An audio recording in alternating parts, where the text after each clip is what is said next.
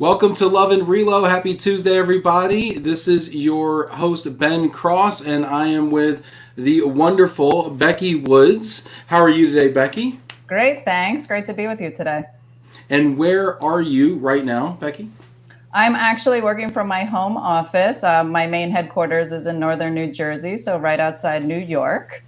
And I had the great pleasure today of seeing the Blue Angels fly over my house as they did their flyby to thank all the healthcare workers on the front line. That's fantastic. So could you see them out your window? We could, yeah. I didn't have my camera out, unfortunately, but they were quite loud, and there were a lot of helicopters around, so it was pretty neat. I was gonna say, how loud is that? Like jet engines, is that as loud as it sounds like it is? It wasn't as loud as the ambulances that drive by my house every day. So the joys of living in an urban environment, right? that's right. I can't sleep when I go out to the rural areas and it's just crickets. It's offsetting to me. Yeah, it took my wife some time to adjust. So my wife is from Staten Island, New York, and so she's very apprehensive of rural areas. So when we moved to Texas and we drove through like Arkansas, she started to cry when it was just like fields, She kind of thought I was taking her into the middle of nowhere and she was going to churn butter on the prairie and like make her own dresses and like so she started to cry. But it's funny because when you grow up in a densely populated area and you go to a more rural area or vice versa, you have this fear of that difference, and people in cities seem to feel like a protection because there's people around them, and they're not alone where bad things happen. And then people who are in rural environments like to know that there's separation between them and other people. And then when people are too close, there's like all these threats, and it's just like a different mindset. It's very interesting. That's right. That's right. Have you always, I'm just trying to get our LinkedIn going here because we had a little bit of a hiccup. So if you're watching us on LinkedIn right now, please go ahead, leave a comment, check in with us. Let me know where you're at.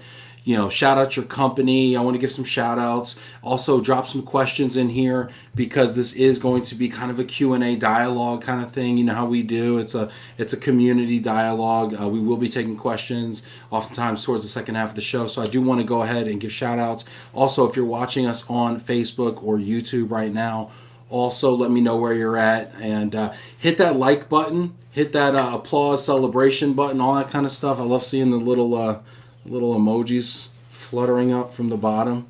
These are the things that make me happy, Becky, nowadays in quarantine. Emojis fluttering. We get our little bits of happiness where we can find them. Yeah, for sure. What are your little bits of happiness right now? What are your silver linings in your life right now? Well, it's funny because at work we've been talking about what's it going to take to go back into the workplace. And, what are you going to miss when you go back into the workplace? And, Right. and my main joy comes in the morning when I get to sleep in a little while longer because I don't have that commuting time. Spending more quality time with my kids is nice since we are at home sequestered together. But the type of role I'm in, we're trying to help support our families of our associates all over the world, and we talk about is the experience different for expats versus somebody like me who's living and working in my home country, and we're all dealing with the same thing all over the world, and it kind of brings us together that way. It's so interesting because we all have this combined shared experience no matter where we are. We're all doing the same thing. It's almost like our experiences are more shared and common now than they would have been without quarantine.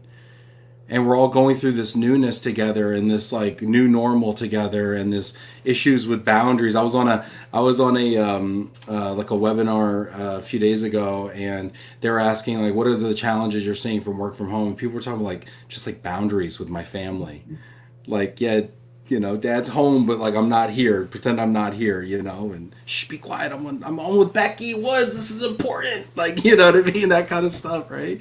Have you had any of those kind of weird kind of moments? Yeah, no, we all have, and I've seen everyone's kids on their webcams. They'll wander in. I've seen all the dogs, and Yeah. it's all the Oh same. my gosh. So we got some folks checking in. So we got the LinkedIn thing straightened out. So everybody, if you just joined, hit that like button. Let everybody know we're on right now. Going to give some shout outs here. Amanda Peterson, hi, Ben and Becky. Looking forward to hearing from you today. Hey, Amanda. Mary Smith. Oh gosh, I got to learn how to pronounce this hyphenated last name. Greetings from Greenridge Realty in West Michigan, on the west side of the state. There, Catherine Riley. Hello, Kate Riley in Boston, the Realty Concierge. Ed Ooms, hi from Chicago. Hey, Becky. Ed says hi. Pat Jurgens, Mena Elsafori, hi, Ben and Becky, watching from Dubai.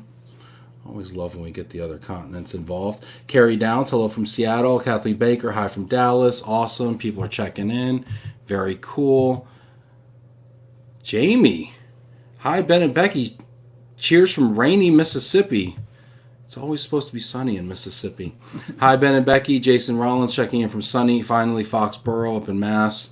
Janet Turner, hi, guys. Excited for your conversation. Britt Bemis. Britt Bemis says hi, Becky. Great. Hi, Britt. Yeah, awesome. So let's get this party started. So, Becky, I'm so happy you're with us today. Thanks for having me. I think you have this. Thank you so much. I think you have this fantastic experience, and I'm excited to just dive right in.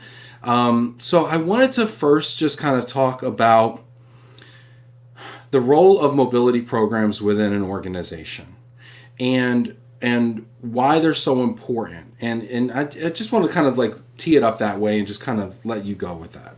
Yeah, and obviously I consider it important because that's my job. So slight bias. But no, I think what's so interesting about mobility is it crosses, I think, most areas of HR, right? So you have to know a lot about compensation. You have to know about talent. You have to know about benefits. You're working on tax issues, on legal issues. You're working with payroll and finance, and it's such a broad expertise. But then you need deep expertise within each of those areas, and that's what makes it so niche and specialized. So when companies are moving people globally, it's hard to get that. If you don't have that function, it's hard to piece it all together yourself, which is where we come in. That's why I think it's so critical to have the knowledge. Yeah, and it's so funny because I agree with you. It's so varied, right? The disciplines are so varied, and your knowledge has to be somewhat deep in certain areas, and some of them are technical, like tax and immigration, even some aspects of logistics and household goods, right? And customs and things like that are so deep. And sometimes we see these positions occupied by generalists and folks who don't necessarily have that depth of knowledge. Why do you think it's important for companies to maybe invest in maybe that more senior talent that actually has that depth of experience? I mean, is that fair to say even? Well, I think you can accomplish getting knowledge a few different ways, right? You either hire it in-house or you rely on your external partners to bring you that subject matter expertise. So depending on what model works best for your company, you could have that very senior leadership within the organization leading the charge, or you'd rely on a company like an RMC, or your tax providers or your immigration providers. I do feel it's important to have one person or one department bring all the different groups and knowledge together and synthesize it to run a cohesive program, which is why, like at ADP, when I joined, we had just created our Global Mobility Center of Excellence, because previously we had the compensation department maybe creating the balance sheets and working with the tax provider, and we had the shared services team executing the actual relocation, and it was very disjointed and not running very smoothly. So I feel like you definitely need a centralized point where everything's being coordinated out of, but it could be either in-house or outsourced depending on your model. Can you explain that a little bit more? The Global Mobility Center of Excellence. I've heard the COE model thrown around. I know some larger companies have moved to that. Can you tell me what does that mean? Yeah, so I really think of it as at the end of the day, who's responsible for the program and who's running it and managing it and has the oversight and is making the decisions. So what we do within my department is we manage all of the policies. We decide what they're going to be. All new expat assignments, short-term assignments, extended business travelers, commuters. There's a debate a lot of time whether business travelers sit there or not, but they're all routed through my department. So we keep tabs on everyone. We're always checking to make sure we're compliant from the tax perspective, the immigration perspective. Is everyone adhering to the same policy guidelines? Are we being consistent in providing the same associate experience across the entire organization?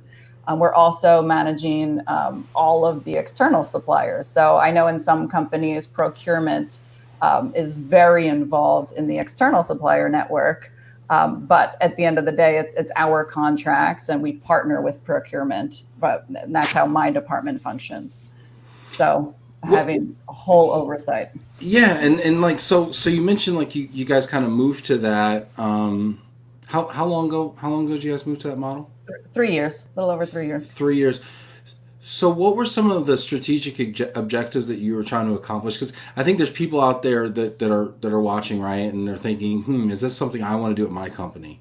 Is this a model that would work for me? Is this something that would offer, strategic benefits, or something like, frankly, a really cool idea I could take to my boss, right? Yeah. What were some of the justifications for that, and some of the thinking that went into that? So a big piece was around employee experience, which is before COVID was all, what most people were talking about. And one of our main objectives was to have a consistent associate experience across the globe. So if I had before, Asia Pac was doing one thing, LATAM was doing something else, people weren't getting the same benefits. They were all administered under different policies. Maybe they weren't being treated in an equitable manner. We really needed to standardize what was going on to make sure that everyone's getting the same baseline. And I think, kind of going back to your previous question too, the other reason it's important is the centralized reporting. And if everybody's doing something different and nobody is tracking what's happening globally, then when you're trying to do benchmarking or something, what's the first question everyone asks is, how big is your program size? How many people are you moving? And you won't even know unless you're managing and owning it. So. And do you think that this is a model that's more common, or more important, maybe I should say, with like a multinational company versus like a sole, like just a U.S. based company, just with U.S. business units? Well, I think, with a US based company, you're probably still doing US domestic relocations. You probably still want that to be managed centrally, so you can make sure that everybody's getting use of the same provider network. They're getting the same care and handling, if you will, in their program. And it just gets more complex as you grow cross borders. Right. So I would personally argue it would be better, regardless of what kind of program you're running and what the scope is and the size, that it all be managed centrally.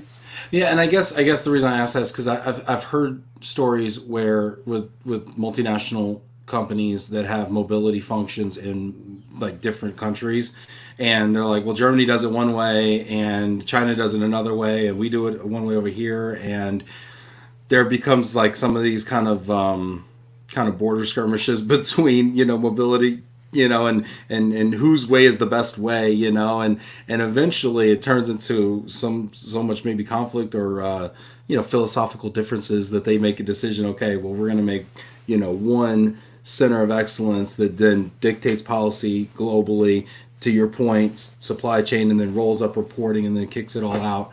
And it just seems like it has even more of a benefit for big organizations with tentacles all over the globe.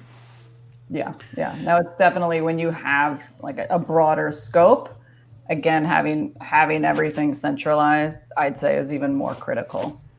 And your company is different than a lot of companies run their mobility program, and that's another reason I think your perspective is so interesting, because you have a large program, but you run it in-house. Is that right? That's right. Yeah. And it's interesting. I actually spoke in December out in Portland at the Portland Relocation Council on a panel that was talking about in-house versus outsourced, and what's the pros and cons of each. And it's funny because I actually came from the supplier side. I started at Prudential Real Estate and Relocation Services out in Scottsdale. And then eventually I moved to an expat payroll international HR consulting firm, but clients outsourced their expat administration to us. And I did that before I came in-house and to a corporate role.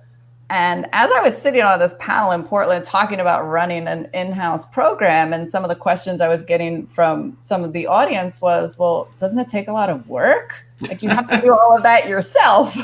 Right. And I realized after that it was a seamless transition for me, because I had been on the outsource side before. I was always used to doing all of the work. So I don't know what it's like to just hand off the work to somebody else. That just seems like such a luxury. So maybe one day, you know. Well, and I think that's a great point, right? Because it's about perspective. And it's like, well, if you've been doing all the work before, then it's not all the work. It's just the work. And if you've never done it, then it seems like this big, hairy problem you could never wrap your arms around, because it's just so vast. But I think it's interesting. So you were on the relocation management side before you came to ADP. And how would you kind of compare the two? I mean, how are they different philosophically? Yeah. And it was interesting because once I moved to the corporate side, people would say, "Oh, do you think you'd ever go back to the external provider side?" And I said, "Well, you never know what'll happen in the future, but I really like be the one making the decisions." Because when you're sitting in the corporate seat, you can say, okay, here's how I want my policy to be, versus when I was on the other side consulting and saying, well, you could set up your policy either A, B, or C way. Now I get to decide, is it going to be A, B, or C? And I think that's really cool.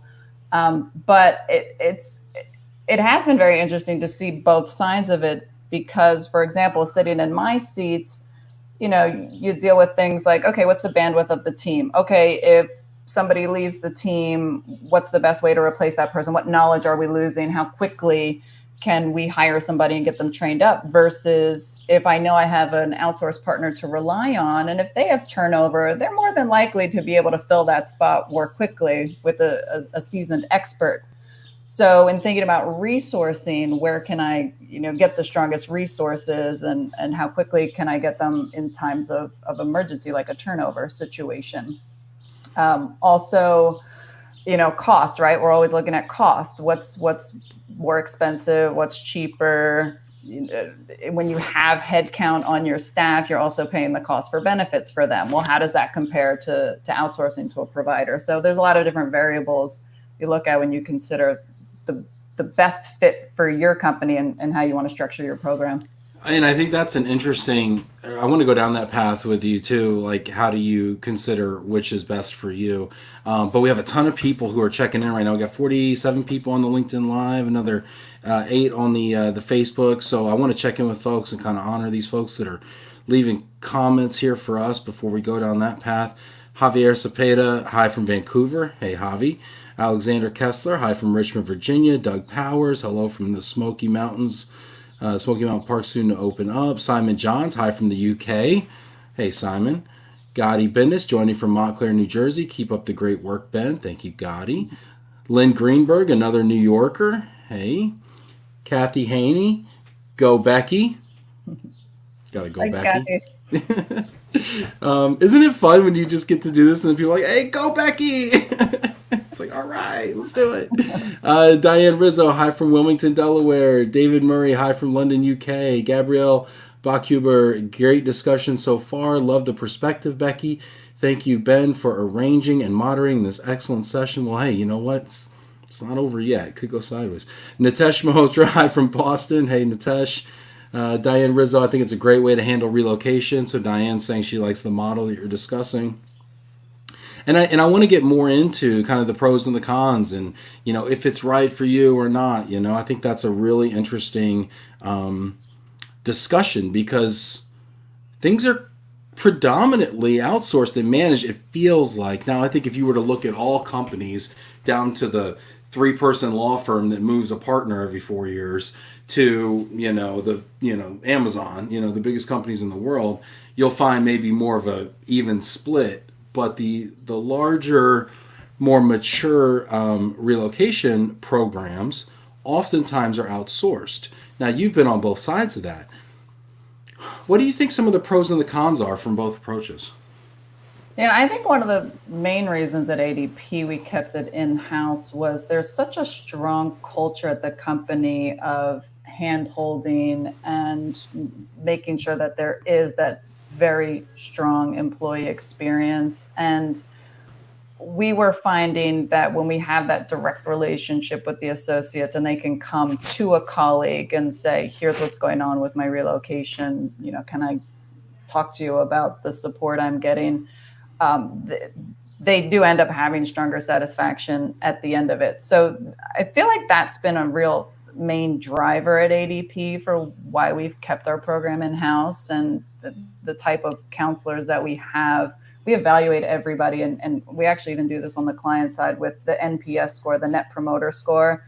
And that's right on the scale of 0 to 10. How likely would you be to recommend, this supplier or this program to a friend or colleague? And when we send out our surveys to our expatriates, we always include that question. It's actually a few times in our annual surveys that they're going to rate their mobility counselor, they're going to rate our program, and they're going to rate all of our external suppliers.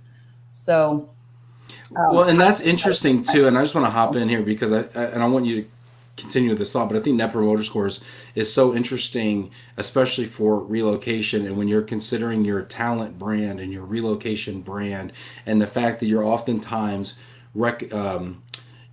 asking employees and team members to relocate multiple times within their career. And when you have this rotational, kind of a culture and this rotational kind of a talent program and strategy, knowing that you're going to ask, Sue to relocate and then relocate 5 years from now and then relocate 5 years from then, her likelihood to want to do that again, or her likelihood to tell Bob that he should or should not take that assignment, is really critical to keeping the lifeblood coursing through the body, right? I mean, the talent lifeblood, right? And so looking at it in terms of NPS instead of satisfaction, small distinguishment maybe, but that, and by the way, the NPS score is grueling because a 52% is pretty good, but a 52% will get you fired lickety split from an RMC. So I think it's a pretty exacting metric. I mean, you can go from 100 positive 100 to a negative 100, So anyway, I just think it's really fascinating. Well, and what's interesting about that is, speaking more broader than just global mobility, but HR in general. So a lot of HR organizations have been on this path of improving employee experience. And there's a lot of studies done on what is employee experience, how do you measure it, what should you look for? And one article I read talked about these critical defining moments in your career. So a lot of that is onboarding, your first day experience. What was that like? If you have to take a leave of absence, if you're having a baby or you have a sickness, what is the experience like going through that leave of absence with your employer? Relocation. What was your relocation experience like? This is a milestone in your career. And to your point, if you don't do a good job of it, it's going to leave a sour taste in your mouth. How do you feel about the company? If your spouse wasn't happy or your kids weren't happy, that's a direct reflection on your employer from your perspective, because they're the ones that facilitated this move for you. Whereas if I were just sitting here being hired locally for a new job and my spouse wasn't happy about something, it wouldn't have anything to do with my job. It doesn't affect him or her at all. I mean, they're still sitting in New Jersey. It doesn't matter to them. But when you make a move to Kansas, all of a sudden, they definitely are a part of that decision. So when you talk about those kind of those key moments in your employment life cycle and how they affect the way you feel about working somewhere and whether or not you're going to stay there longer, we always talk about, moving stressful. There's it's one of the top 3 most stressful events in your life next to death and divorce.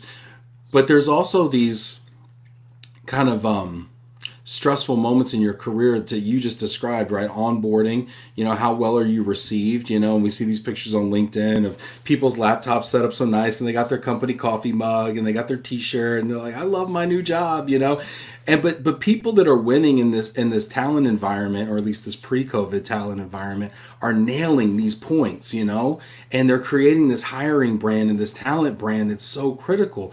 And I like what you're saying about owning those moments that are critical, right?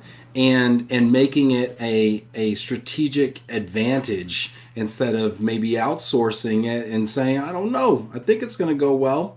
We have quarterlies that say it goes well, but are we hands-on? I think that's fantastic. Yeah, and you make a great point on ownership, and it ties back to that center of excellence concept. because you need an owner, right? There's so many different facets to this, and the move and the different providers and how everything, is interplays together. And if you don't have that central coordination, at the end of the day, it's something will fall apart. And I know I've had discussions on my team about we're working on something and we need something to go through payroll. And, I'll say to my team member, please make sure it gets through payroll. This is a critical employee. I want to make sure it's done correctly. I know our payroll team is amazing. They're great. They're going to get their job done, but just do a double check for me and let me know so I have peace of mind, because at the end of the day, again, you're relying on probably 100 different people to orchestrate one move. And if you have one misstep, that's going to decrease the assignee satisfaction immediately. Yeah, 100%. And you make a good point about finance, right? And we actually have a comment here regarding that as well. And I'd love for you to kind of expound on this. Katie Linehan says, very much prefer centralized model as it mitigates errors due to less breaks in financial processes, in my opinion. Great discussion. So Katie actually points to financial and maybe the breadth and depth of financial services through outsource and that being a strength. How do you work through that? Well, even for example, we've been working on implementing a technology solution because we didn't have one centralized place where we could see what is the total cost of the assignment, right? So the business always says, well, how much is this going to cost us? And we always do a cost estimate at the beginning of the assignment, but they want to circle back and say, let's reconcile that cost estimate. Right. How good was it? And, we have some pieces of the puzzle going through payroll, people getting a goods and services allowance, people getting a hardship premium. I've got payments going from our third party expense provider, payments out to a household goods shipper, out to the immigration firm. But I didn't have a centralized system where I was tracking everything. So answering that question of how much did the assignment truly cost, it was a big jigsaw puzzle and piecing everything together. So the finance piece and knowing, what are your costs? And again, not just for being able to report back to a stakeholder, how much is this coming out of their budget, but also saying who are all of our external strategic providers? What's the spend on them? What does that look like? Are we properly managing the program? Being able to be accountable for that too is important. Well, and you touch on maybe, the next thing I want to talk to you about is now looking at the pros potentially of an outsourced model, right? We've got a couple of comments here. I'm just going to read a couple of these and then we'll get into that. Victoria McCullough says, hi, Ben and Becky. Hey, Victoria. Let's see here. Victoria goes on to say, I'm sure you have both domestic and international policies for consistency, but do you find you have to tweak for exceptions depending on the employee and their needs? Exceptions. So we have a core flex policy. So that's how we try to manage it. Instead of hopefully we don't have exceptions, it's that's something that was covered in the flex part of the policy. Okay, makes sense. Michael Cadden, hi, Becky and Ben. By the way, Michael is a children's author, if you're curious. Audrey D'Angelo, hi from Luxembourg. And Mark Moose, LOVE+RELO from Switzerland, MW Relo. Hey, Mark, good. Thanks for checking in. And we got a few other people here as well. Michael Quigley, Silicon Valley, checking in. Jamie Massler, question. Jamie says, how long did it take you to transition to a smooth process running it internally and centralized? Years. This much. It's a work in progress. No, so when I joined, my role was created to centralize. But before I got there, my predecessor had been working on this journey for probably a year and a half, just laying the groundwork. And she had already started these global discussions with our stakeholders and the other people who were owning these other pieces of the puzzle and getting their buy-in, right? That's the important piece. Number one is setting it up and getting the buy-in. So she did a lot of that before I got there. So my job then was the group was mostly bought in at that point, and then I just had to operationalize it. And the operationalization took, probably another good year before we were all really settled. And then since then, it's obviously, continuous improvement and, okay, let's tweak this here and oh, we've got new people down in Latam. Let's figure out the best way to work with them down there. So it's continually improving. You brought up a you brought up a good point about stakeholders, right? And I think when I talk to my corporate mobility manager community, this is something they struggle with a lot, is getting stakeholders on board. Some people call it the seat of the table problem, but it's an internal influence issue, right? And getting and leading people, especially when you're in mobility, which is kind of like this odd duck kind of side, thing over here. And, it's not really comp and ben, it's not talent, it's like kind of over here. And it's important when it goes wrong, but people don't always like think about it first and foremost, right?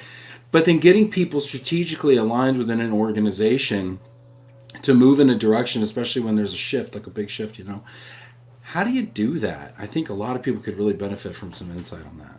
Yeah, I would say one way we've been successful is first going to people individually and saying, here's your role in the process. Here's how you work with us. Here's some ideas for how we're thinking of changing the model. Can I get your input? Solicit input, but take it seriously and actually integrate some of their input where you can, so they feel like when you come back with the new model, they can see their footprint on it and their fingerprint and say, wow, yeah, that person really took what I said seriously. They're doing a good job of this. Yeah, I really like what they were doing with this. And right. And something I think we've been pretty successful with too, and I don't know if it's a company culture thing, but I'd argue it's probably good anywhere, is going to those people individually versus as a group. Because whenever you try to approach a group, everyone's going to try to get their point of view in, and it might not end up being a productive discussion. Whereas you go one-on-one, get everyone's buy-in individually. Then once you come together as the group, everyone's already collectively on the same page, and you can move much faster then. I love it. And you know what? It takes time to do that. And it's a painstaking process. I mean, getting stakeholder buy-in is a painstaking process. You going around to each person, humbling yourself, presenting them with a document or a policy and saying, what do you think? This is my work. What do you think about it? And they're going to go through it and, and I don't know about that. I don't know. And going back to the drawing board, fixing it, and then going around to everybody. But the good side is when you sit down at the meeting, to your point, you can say, and Jane, we incorporated what you said here, and Bob, we incorporated what you said here. And then everybody's like, I like it. Yeah, it sounds pretty good. It's my idea. I like it. And then all of a sudden you're like, all right, let's roll it out, And that is something that I think also requires relationships in the organization, and being able to kind of knock on that door and say, hey, you got a second? I'm working on something, And I guess that's another question. And because you're in the corporate mobility seat, and so many people struggle with these kinds of problems of influence and buy-in in organizations, I'm going to kind of stay on this topic just for a moment. How do you build those relationships internally where you can have those types of conversations candidly, vulnerably? Yeah. And I think each corporation is a little different and what's the appropriate way to approach your colleagues. But I know at ADP, where it's very open door, it's very easy to get onto somebody's calendar. You try to have lunch with them. You try to get somebody else to make an introduction. I've got a group of people I went to grad school with who work at ADP, and we get together quarterly and have lunch, and they're from totally different departments. So I love getting together with them because I get different perspectives of what's happening in the organization.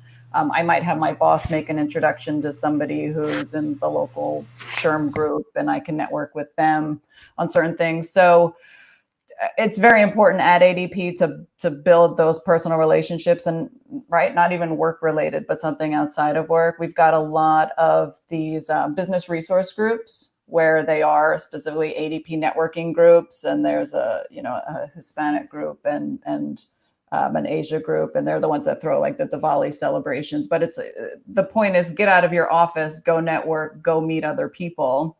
My father, every day when he worked, he'd go out and have lunch with a colleague. Mm-hmm. And that was actually, it's relaxation time. It's get your face out of the computer screen.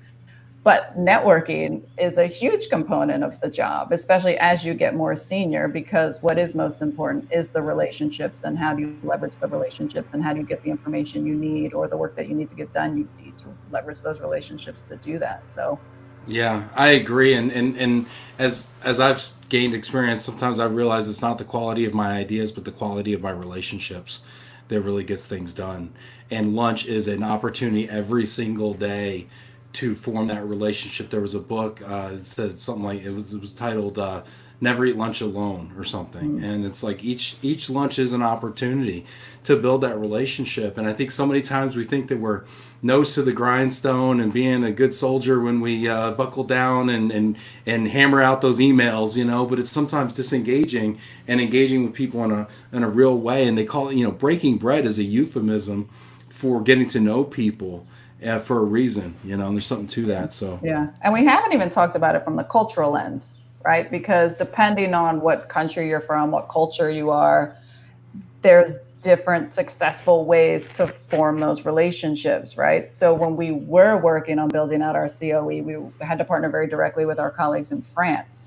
It was very important to travel there and get there in person and develop those in-person relationships with them versus just a phone call. It made a huge difference, right? There's a lot of cultures like that where, like you said, you need to break bread with them in order for them to gain your trust and have that true FaceTime. And thinking about the environment that we're in now with COVID-19 and restricting travel, I do get concerned about. yeah.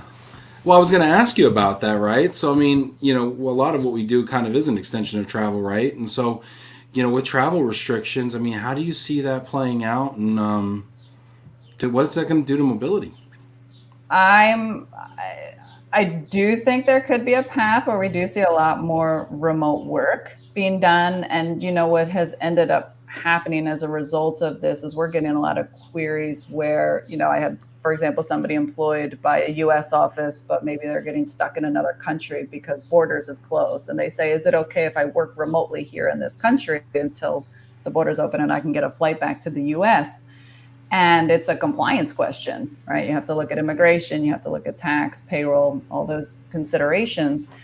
And I think now that we're accustomed to going through those exercises, and for managers to be faced with that kind of question, there might be more openness and acceptance to those types of remote working scenarios, and not just domestically, but I'm talking cross-border and being actually physically in another country.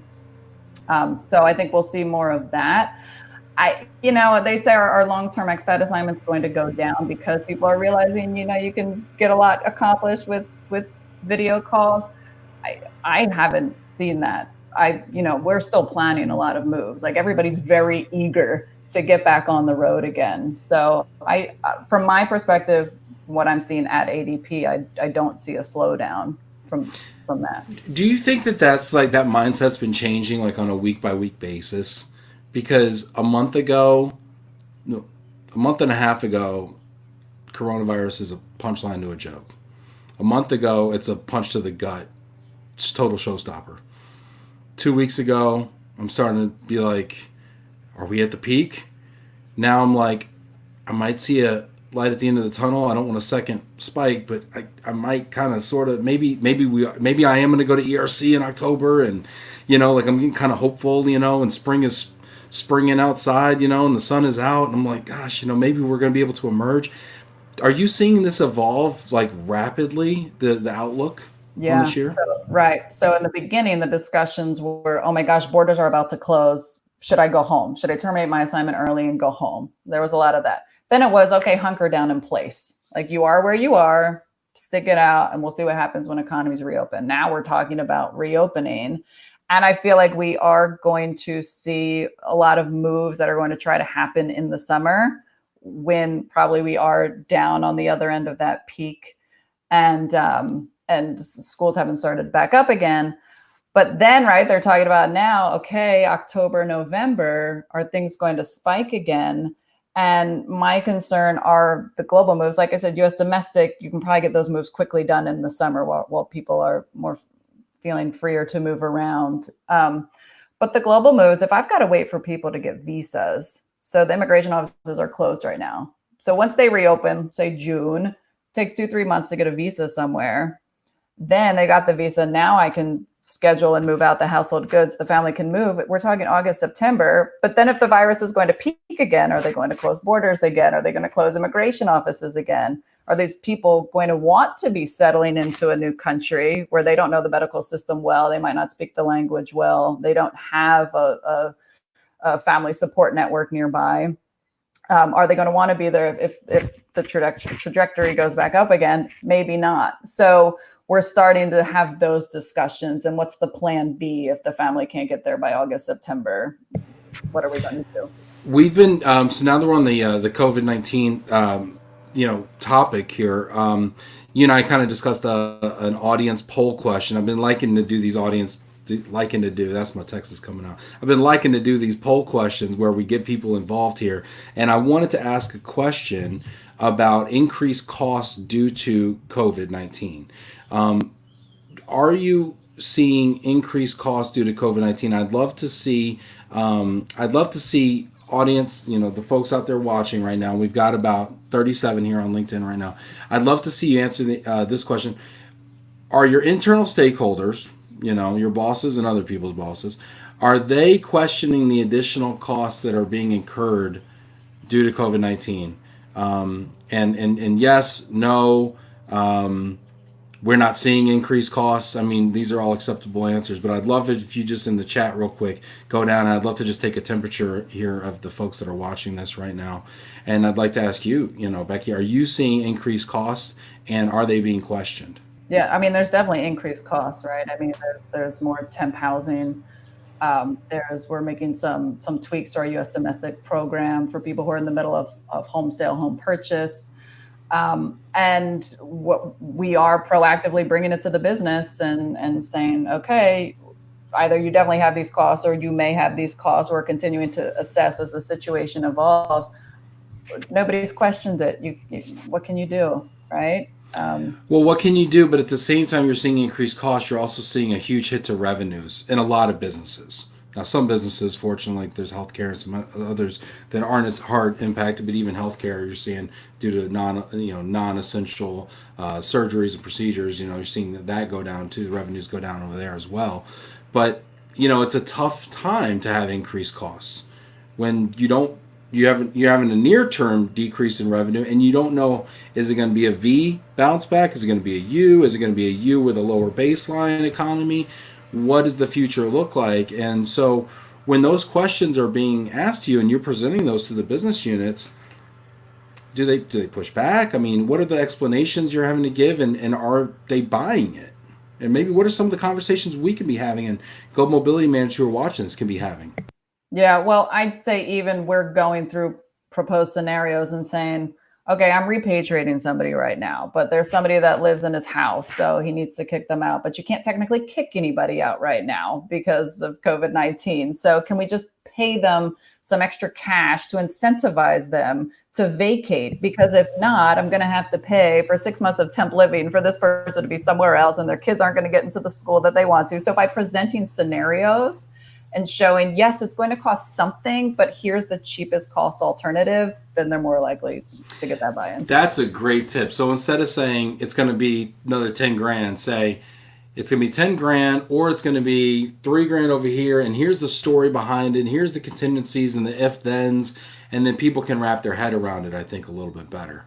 Yeah. And I think that's also a benefit that you have being internal, because you're privileged to a lot more of that context around the cost, and your company's the one paying the bill, so you have a little more credibility, I think, too, when you present that cost. That's true. That's a good point. Thank you. Every once in a while. Let's see here. I've got a couple folks checking in here.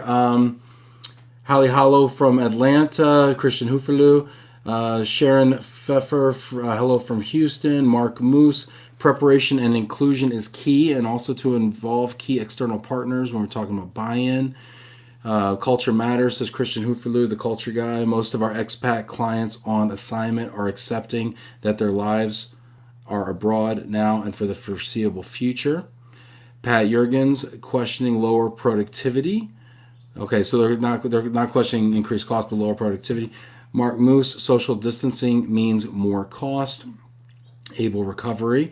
Probability wise, what is the likelihood so he's saying, what is the likelihood that this pandemic is going to subside by July to facilitate moves? 50% chance, August 75% chance. So kind of looking for some projections on when we kind of emerge and start to really initiate the volumes again. And I do think on a U.S. domestic basis, it's easier to predict that. I mean, I Hmm. still have colleagues that are moving right now. It's the renters, not the homeowners. But they're moving. I do have one person going through a home sale right now. So yeah, I definitely think that the U.S. domestic moves will definitely get back on track for the summer. But again, I'm concerned on those cross border moves because there's a lot more variables. Well, anytime, it's easy to send somebody, but when another country has to receive them, there's kind of two parties that have to say yes at the same time, and not everybody's saying yes right Right. now. And Yeah. especially, and I was on a call with an RMC partner today, and he pointed out, the U.S. is the hotbed of the world right now. So we think that we're the U.S. We're the safe play. It's where we're going. That's at risk, right? No, we're the ones that have the disease. So like nobody wants our employees right now. Oh, So we talked about that because some of the expatriate data providers are saying, should you be paying a hardship premium now to expats because they're living through this extreme scenario in a country that's not of their own? And we had these discussions and we said, but I'm in northern New Jersey, like this, like you said, like we're in the hot seat. So like, should I be getting a hardship premium right now? I'm happy to pay myself a hardship. right? Yeah, the fact that I haven't left my apartment in 2 months, I mean, that sounds pretty much like I live in Fallujah. So do I get a hardship bonus for that? Right? Oh, that's funny. Mark Moose, yeah, things that were not seen before: masks, alcohol, gel, etc. Um, let's see here, Michael Cadden. The kids may be learning virtually in their new country. Yeah, we're seeing a lot of virtual learning. We're seeing also some school districts. I saw a Wall Street Journal report come out today saying some school districts, this virtual learning thing is just not working for them at all. Um, you And know, if there had been more time to prepare, it's the same thing with the workforce, right? When they said, okay, ADP, like most of you go work from home, they had already been preparing the IT department in the background for at least a week to make sure that the VPN wouldn't crash and did everyone have the right equipment. But the schools didn't get that much prep time. Some only got a few days, some got a week. Some thought we were only going to be out of school for 2 weeks. So, in terms of preparation, I think we're all better prepared if this happens again. yes. I mean, that's the thing. We forced it, and so now we have some tools in our toolkit which are suboptimal in many cases, right? But we have them there, and we know how to use them. Francine Dresta, hi Ben and Becky, checking in from sunny St. Louis. Hey, Francine.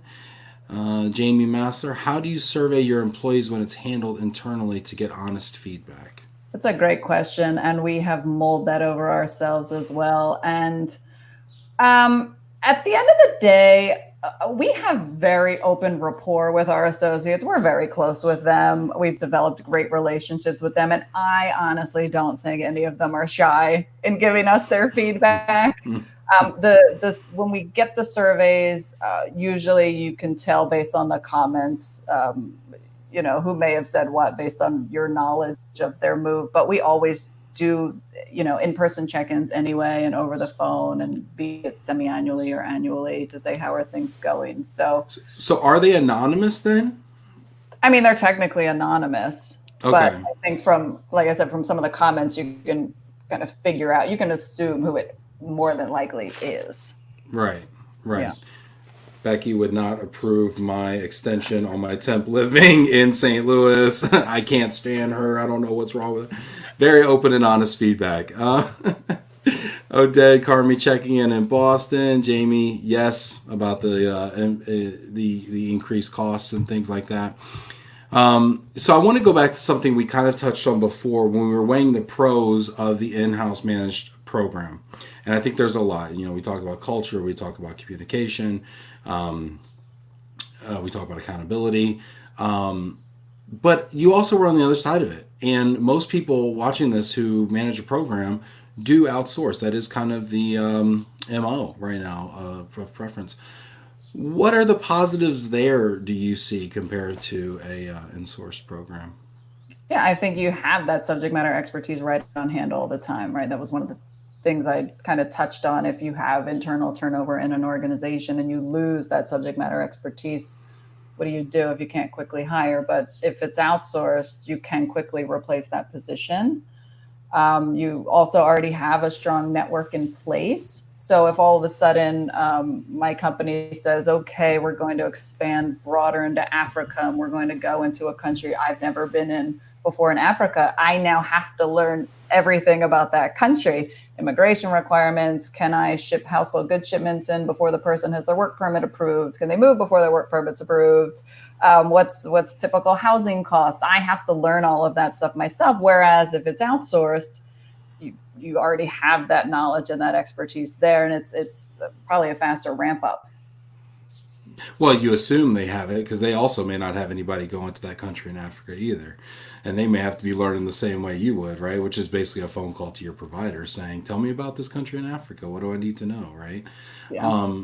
But now taking the pros of from both approaches, help people understand, like, or maybe help me understand, what is maybe that rule of thumb, or how do you know when it's right to insource your program or outsource your program? If there's an HR manager out there watching this maybe right now whose program is growing and the requirement for folks either in other parts of the country or other parts of the world is growing, how do they know if they outsource that or if they try to grow their department? Yeah, and the answer is not going to be the same for everyone, right? There's so many variables, and it's, well, what are your objectives? If your program is growing and it's in-house, are you able to get more headcount internally to service that growing population the way you want them to be serviced? If not, you might have to outsource. Employee experience, what's your threshold for where you want employee satisfaction to be?